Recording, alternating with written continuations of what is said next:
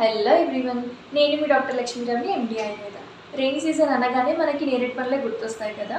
దాని యూజెస్ ఏంటి అనేది ఈరోజు చూద్దాము.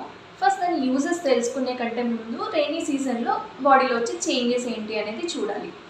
సో మనకి సమ్మర్లో చాలా ఎక్కువ హీట్ ఉండడం వల్ల బాడీలో అదంతా అక్యుములేట్ అయిపోయి ఉంటుంది. అక్యుములేట్ అయినంతా రెయినీ సీజన్కి వచ్చేసరికి విషియేట్ అయిపోతుంది.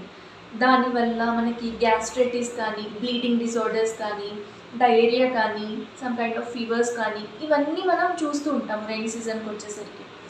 సో ఇవన్నీ తగ్గించడానికి, ఇంకా క్లౌడ్స్ కూడా ఎక్కువగా ఉంటాయి కదా, దానివల్ల లేజీగా ఉండడం, మనకి కొంచెం ఇండైజెషన్ ప్రాబ్లం ఉండడం, అంటే కఫం కూడా ఇంక్రీజ్ అవుతుంది.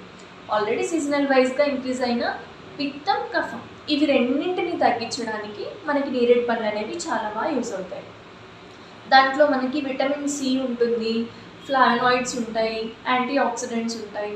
సో ఇవన్నీ ఉండడం వల్ల ఇమ్యూనిటీ బూస్టర్ లాగా యూస్ అవుతుంది. కాబట్టి మనకు వచ్చే ఇన్ఫెక్షన్స్ అన్నిటి నుంచి కూడా మనల్ని కాపాడుతుంది.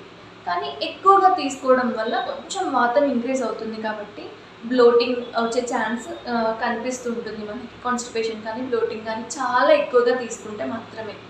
లేదు, నార్మల్గా సీజనల్ ఫ్రూట్ లాగా మనం కన్జ్యూమ్ చేస్తే మాత్రం చాలా మంచి బెనిఫిట్స్ ఉంటాయి దీనికి.